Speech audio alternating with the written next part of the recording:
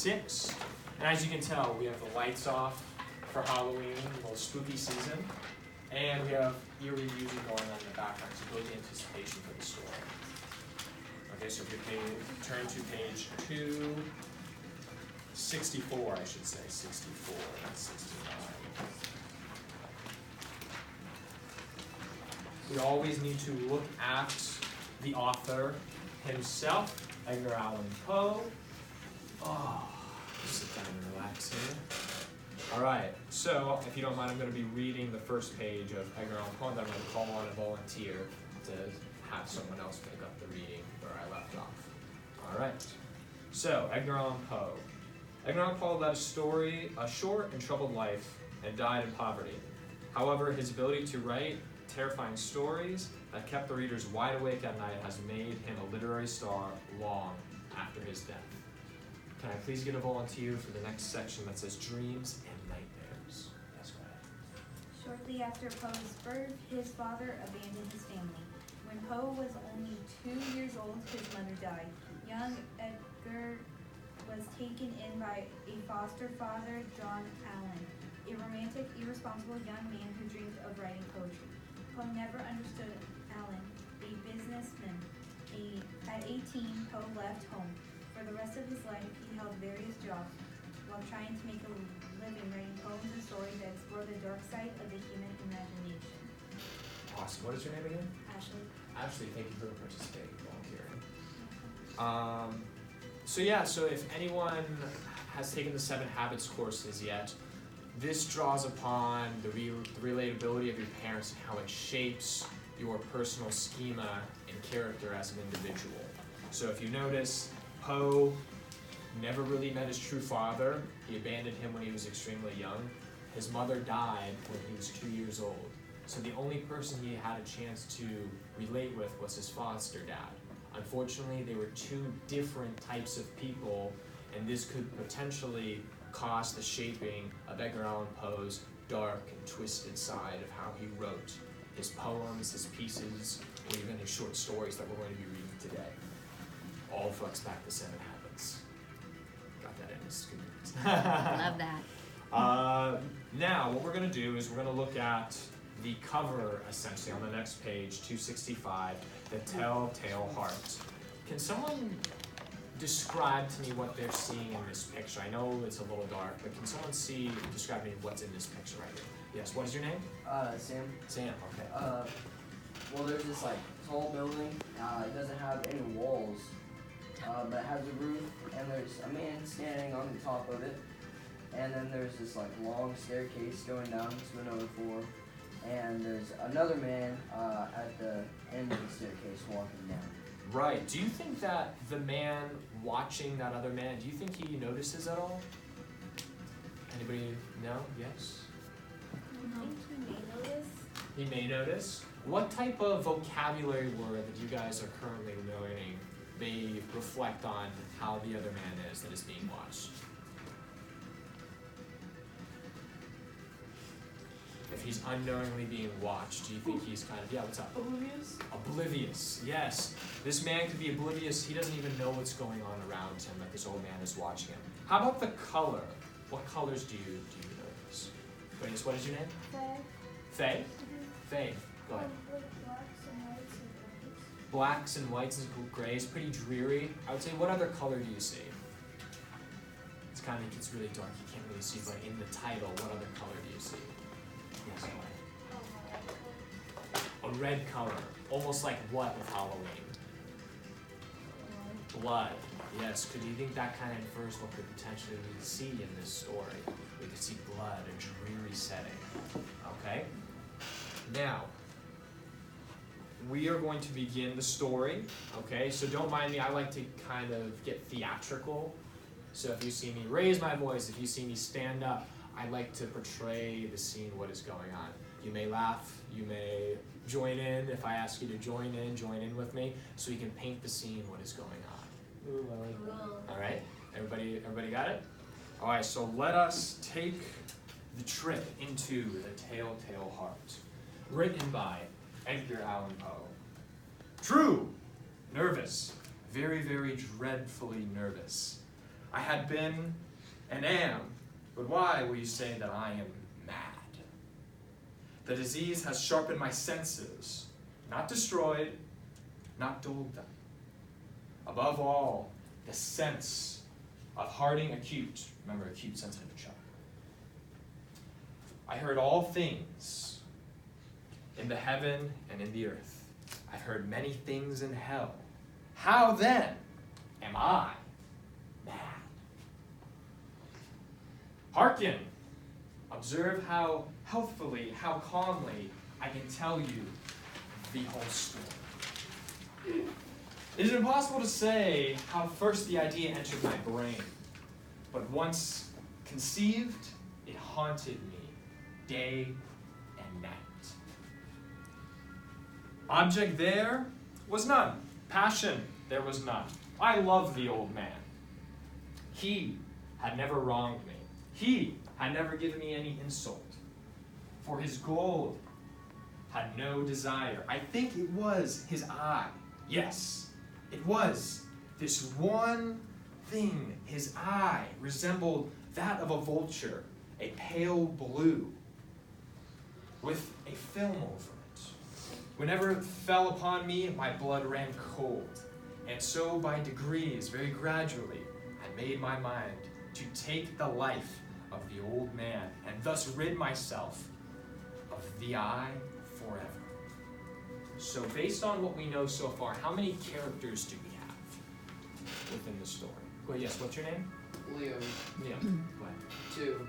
2. What 2 characters do we have? Go ahead, what's your name? Jaden, Jaden, go ahead. the old man, and Edgar Allan Poe. Could be Edgar Allan Poe, could be we're just going to call him the narrator. So we have the old man and we have the narrator. Could we call him Billy Bob? You can call him Billy Bob if you want, but as of right now, we don't know who the narrator is. There's been theories that, just based off the picture, yes, we have 2 men, but there's been some theories that the narrator could be a woman. There's been theories that the narrator could have been a child, but we don't know. It is up to our imagination to depict who the narrator is. Okay? Now, why is the narrator so afraid of this old man? Go ahead, what's up? Because of his eye. Because of his eye. What color is his eye? Yes, go ahead. Pale blue. It's a pale blue eye. Sometimes, from a medical standpoint, sometimes a pale blue eye with film over it could be a, what is it, cataracts? Is that what it is? Cataract. Yes. A cataract's eye that causes someone to go blind. Sometimes from a symbolic standpoint, they can view this as the eye of truth, or potentially the eye of evil. Okay? Could I have a volunteer to pick up next at, now this is the point? Go ahead. Now this is the point. You fancy me mad. Madmen know nothing, but you should have seen me. You should have seen how wisely I proceeded, with what caution, with what foresight, with what dissimulation. I went to work. I was never kinder to the old man than during the whole week before I killed him. And every night, about midnight, I turned the latch of his door and opened it, oh so gently. And then when I had made an opening sufficient for my head, I put in a dark lantern, all closed so that no light shone out, and then I thrust in my head. Oh, it would have laughed to see how cunningly I thrust it in. I moved it slowly, very, very slowly, so that I might not disturb the old man's sleep. It took me an hour to place my whole head within the opening so far that I could see him as he lay upon his bed. Ha! Would a madman have been so wise as this? And then, when my head was well in the room, I undid the lantern cautiously, oh so cautiously for the hinges creaked. I undid it just so much that a single thin ray fell upon the vulture eye, and then I did this for several long nights, every night, just at midnight. But then I found the eye always closed, so it was impossible to do the work. For it was not the old man who vexed me, but his evil eye. And every morning, when the day broke, I went boldly into the chamber and spoke courageously to him, calling him by name in a hearty tone, and inquiring how he had passed the night. So you see, he would have been a very profound old man indeed. to suspect that every night, just at 12, I looked in upon him while he slept. On the 8th night, I was more than Please. Yeah, we can hold up. Let's discuss. So let me paint the picture if we haven't already understood the text. So what was going on was we have the narrator, day by day, creeping in to the old man's room. He stares at him every single night, contemplating. Today's the day. No, today's not the day. Today's the day. Today's not the day.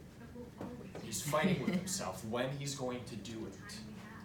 Can someone tell me how many nights has he came into the room? So then the reading that we just read. Go ahead. Yes, go ahead. 8. 8 nights. He creeped in his room day by day. He came out, went in. Nope, today's not the night. Nope, today's not the night. 8 nights. Can someone tell me at what time? So then the reading that we just said. Go ahead. What is your name? Destiny. Destiny, go ahead. Midnight. Midnight. Every night at midnight, he had the energy to show up into his room contemplating, today is the night. Every night at midnight. Have you ever felt like you've been watched before? This was a question that everyone's shaking their head a little bit. We talked about it in the previous class, that sometimes that unknowing if you were being watched or not. I feel like I'm being watched every day. Yeah, someone said that, oh, sometimes I feel like when I'm walking through the halls I'm being watched. Some people have said that, oh, getting off the bus, I feel like I'm being watched. It's not it's just your senses. It's just your senses. Like during when I'm sleeping, I feel like someone's watching. Yeah, oh, totally. I can imagine it. Now, we're going to continue to read. I'll pick up. Upon the 8th night, I was more than usually cautious in opening the door. I watched a minute. Hands moved more quickly than mine did. Never before that night had I felt the extent of my own powers, of my sagacity. I'm sorry, pardon me. I could not scarcely contain my feelings of triumph. To think that there I was opening the door, little by little, and he not even to dream of my secret deeds or thoughts. I fairly chuckled at the idea, and perhaps he heard me, for he moved from his bed suddenly, as if now you may think that I drew back, but no. His room was as black as pitch, with the thick darkness, for the shutters were closed fastened through fear of robbers. And so I knew that he could not see the opening of the door, and I kept pushing it on steadily. I had my head in and was about to open the lantern when my thumb slipped upon fastening. The old man sprung up out of his bed and cried, "Who's there?" Again, just to paint the picture. Finally, on the 8th night, he's creeping in through the door. But unfortunately, when he was bringing his hand through the door, his hand slipped on the lantern. And then all of a sudden, the old man sprung up out of bed, not knowing what was going on. So he sprung up, "Oh, who's there?" But yet it was so dark in his room that he did not even notice. Again, it could go back towards that eye that he has. If it is a cataract, he couldn't even see him because of the darkness and his vision. Keep that in mind. I kept quiet, still, and said nothing. For a whole hour, I did not move a muscle. And in the meantime, I did not hear him lie down. He was still sitting up in bed, listening, just as I have done night after night, hearkening to the death watches in the wall. Death watches referring to the wooden-born beetles whose heads making a tapping sound within the wood. They are superstitiously regarded as an omen of death. Presently I heard a slight groan, and I knew it was the groan of mortal terror.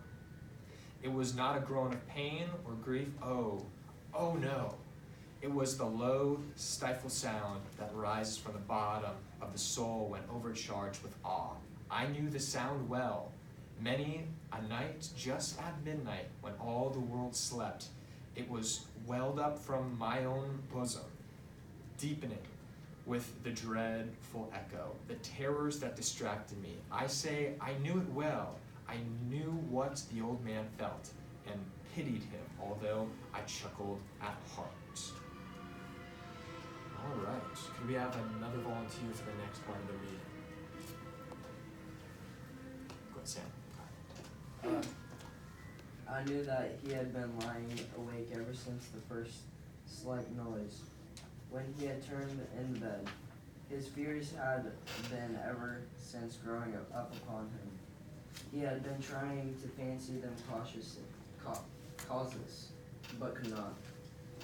He had been saying to himself, "It is nothing but the wind of the chimney.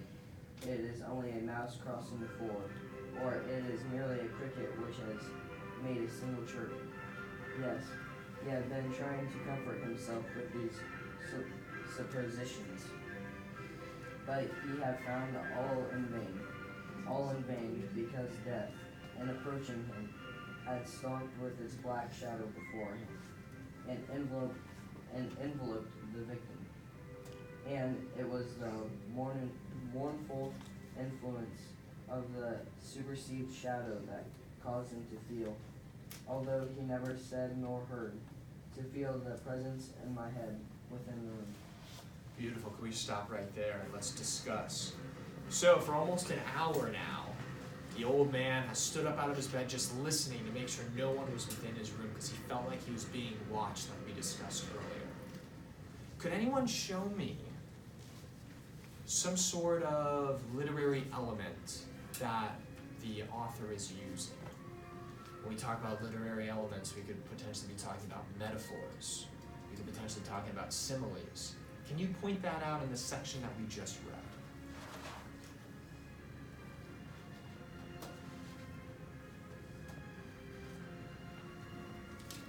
Go ahead, Tom. Like it's a personification. Wait, Yeah, personification because it says, a mouse. Okay, so it's only a mouse crossing the floor, or it's merely a cricket which has made a single chirp. I like that. Yep, I like that. There's also another one right here that says, go ahead, who wants to jump in? All in vain because death is approaching. Correct. Death. We're using death putting him into a human body and using it as that. Because death is approaching, death is walking.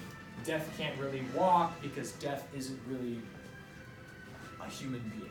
We're giving a human characteristic to a non-human thing. Alright? Can I get another volunteer for right where we left off versus when I had waited. I'll Go give ahead. it a shot.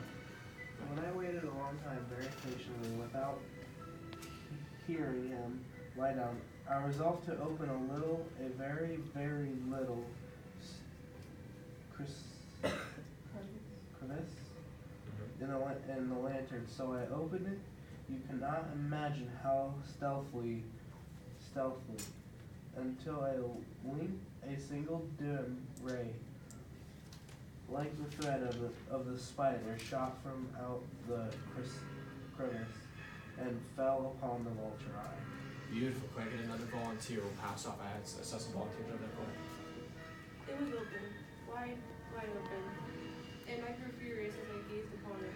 I saw it with perfect distinctness, all of dual blue, with a hideous veil over it that chilled the very marrow in my bones. But I could not see nothing else of the old man's face or person, for I had directed the ray as if by instinct, precisely upon the spot.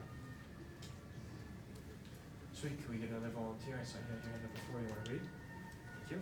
And now have I not told you that what you mistake for madness is but overrectness of the senses? Now I say, there came to my ears a low, dull, quick sound, such as a watch makes them envelope in cotton. I knew that sound well too. It was the beating of the old man's heart. It increased my fury, as the beating of a drum stimulates the soldier into courage. Awesome. Let's discuss. So right now he's been contemplating. He's been standing there over an hour now on the 8th night. He is waiting to strike, and all I hear is this beat. And that beat is what? Heartbeat. His heartbeat. Hearing echo in his brain, his heartbeat beating slowly and slowly. I'll pick up the reading right here. But even yet I refrained and kept still. I scarcely breathed. I held the lantern motionless. I tried how steadily I could maintain the ray upon the eye. Meantime, the hellish tattoo of the heart increased. It drew quicker and quicker, louder and louder every instant. The old man's terror must have been extreme. It grew louder. I say louder every moment. Do you mark me well? I told you that I am nervous, so I am. And now, at the dead hour of night, amid the dreadful silence of that old house, so strange a noise as this excited me to uncontrollable terror. Yet for some minute longer I refrained and stood still. But the beating grew louder and louder. I thought that the heart must burst, and now I grew anxiety seized me.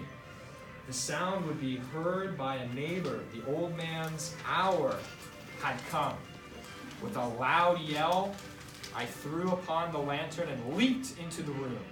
He shrieked once only. In an instant, I dragged him to the floor and pulled the heavy bed over him. I then smiled gaily to find the deed so far done. But for many minutes, the heart beat on with a muffled sound. This, however, did not vex me. It would not be heard through the wall. At length, it ceased. The old man was dead. I removed the bed and examined the corpse. Yes, he was stone dead. I placed my hand over the heart and felt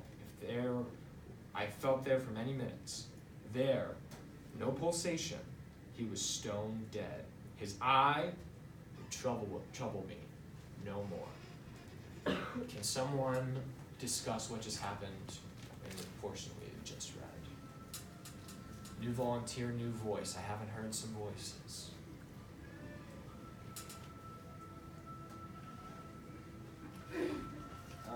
So he just basically killed him. He killed him. How did the narrator kill the old man? It was his presence being there, and he sensed that something was going on. Right, so he said something was going on, and he dragged him out of bed and flipped the bed right over onto the old man, essentially suffocating him. No longer hearing that heartbeat. All right, can I get the next volunteer for the next portion? It says, if still you think me mad. Go ahead. If still you think me mad, you will think so no longer. When I describe the wise precautions I took for the concealment of the body, the night won, and it worked hastily, but in silence. First of all, I dismembered the corpse. I cut off the head and the arms and the legs. I then took up 3 planks from the flooring of the chamber and deposited all between the scantlings. I then replaced the board so cleverly, so cunningly, that no human eye, not even his, could have detected anything wrong. There was nothing to wash out, no stain of any kind, no bleed, no spot whatsoever. I had been too wary for that. A tub had caught all. Ha ha. So not only did the narrator suffocate the old man and kill him, what else did he do? His body. He cut up his body into pieces, and where did he shove his body? Underneath the floorboards. Underneath the floorboards of the house. So he pulled him, suffocated him, chopped him up underneath the floorboards, cleaned up. The deed is done. Now he's kicking back and relaxing. All right? Can I get another volunteer for when I made an end of these labors? Is that a hand raised? Maybe yes, maybe no? No, but I'll read. Please, thank you. When I had made an end to these labors, it was 4 o'clock, still dark as midnight. As the bell sounded the hour, there came a knocking at the street door. I went down to open it, the light heart, for what had I now to fear. There entered 3 men who introduced themselves with perfect suavity as officers of the police. A sheriff had been heard by a neighbor during last night. Suspicion of foul play and been aroused. Information had been lodged at the police office, and they had been deputed to search the premises. Sweet, I'll take over. Here we go. I smiled. For what had I to fear? I bade the gentleman welcome. The shriek, I said, was my own in a dream. The old man I mentioned was absent in the country. I took my visitors all over the house. I bade them search well. I led them at length to his chamber. I showed them his treasures, secure, undisturbed. In the enthusiasm of my confidence, I brought the chairs into the room and desired them here to rest from their fatigue, while I myself, in the wild audacity of my perfect triumph, placed my own seat upon the very spot beneath which reposed the corpse of the victim. My question to each and every one of you is, do you think the narrator is cocky? Who? The narrator. Do you think what is it? Cocky? cocky? Yeah. Why do we potentially think that? Because he's just smiling like, oh, that was mine. Here's the treasures. Right, he seems almost like egotistical a little bit. Go ahead, I yes. don't think he's cocky, he's just like playing it off really well. Or he could be playing it off. He could be just so nervous that, you know what, I have to be calm, cool, collected, just so I can get the officers to leave. Go ahead. I don't believe he's necessarily cocky. I mean, he appears to be schizophrenic and probably with some other mental issues that would attain to him acting that way. For sure. I always, while I was reading this, I think of, has anyone, obviously, the Joker movie's been out. The Joker is so suave, so mysterious, so everything, but what he does is bad. But he needs to portray himself in a different way, like the author has been saying, the narrator's been saying that how he's not mad. He keeps saying, I'm not mad, I'm just merely more intelligent than these officers. By the way, Mr. Z just incorporated one of our reading writing tools. We're studying Edgar Allan Poe, and he just made a connection with what? The Joker. And what do we call that? Dylan? The illusion, right? Yeah, very good, right? An illusion. Very good. Big writing element, big reading element, absolutely for sure. We are going to move ahead. I'll continue reading. The officers were satisfied. My manner had convinced them. I was singularly at ease. They sat, and while I answered cheerily, they chattered for familiar things. But ere long, I felt myself getting pale and wished them gone. My headache had fancied a ringing in my ears, but still they sat and still chattered. The ringing became more distinct. It continued and became more distinct. I talked more freely to get rid of the feelings, but it continued and gained definitiveness until at length I found that the noise was not within my ears. No doubt I grew very pale, but I talked more fluently and with a heightened voice. Yet the sound increased, and what could I do? It was a low, dull, quick sound, much such a sound as a watch makes in an envelope of cotton. What could be what the narrator is referring to? That bead of cotton that was mentioned earlier in this short story. Personification. Well, yeah, well, not personification, good guess, but what is that actually? Kind of. What is that sound of the watch hitting the cotton? What could that be? Heartbeat. What's your name, buddy? Jalen. Jalen? Great job. Is the heartbeat. So consistently he is freaking out. He's getting more squeamish because he's hearing that heartbeat. Again, I gasped for breath, and yet the officers heard it not. I talked more quickly, more vehemently, but the noise steadily increased. I arose and argued about trifles in a high key with violent gesticulations, but the noise steadily increased. Why would they not be gone? I paced the floor to and fro, heavily with strides, as if excitement to fury by these observations of men, but the noise steadily increased. Oh, what could I do? I foamed, I raved, I swore. I swung the chair which I had been sitting and grated it on the floorboards, but the noise arose all over and continually increased. It grew louder and louder and louder, and still the men chattered pleasantly and smiled. Was it possible that they have not? No. No. They heard, they suspected, they knew they were making a mockery of my horror. This I thought, and this I think, but anything was better than this agony. Anything was more tolerable than this disseration. I could bear those hypocritical smiles no longer. I felt that I must scream or die, and now again, hark, louder and louder and louder. Villains, I shrieked. Dismember no more. I admit the deed. Tear up the planks. Hear, hear. It is the beating heart of his hideous heart.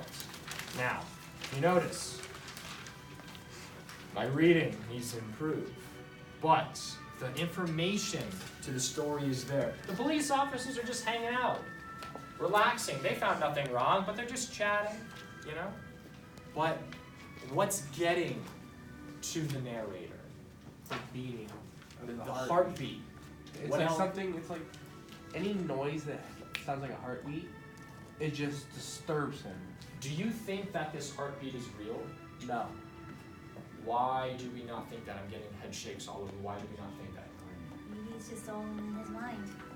Could be all in his mind. I agree with Aaron that he's showing signs of schizophrenia, and that, like, I think he's mentioned like ticking of a watch, and that like triggering an episode. Correct. Yeah, you could. Yeah, He could be he's hearing the definitely ticking of the schizophrenic. clock. Pretend you are the police officers, and I'm just. So how's everyone's day? If you guys were the officers, would you think something was wrong Yeah, I'd with be me? like, excuse me, what are you doing? Yeah, what's with the chair? Exactly. What did the chair deserve? Exactly. Do you think the officers are smart in a sense? Do you think that they're waiting him out? Yes. Yes.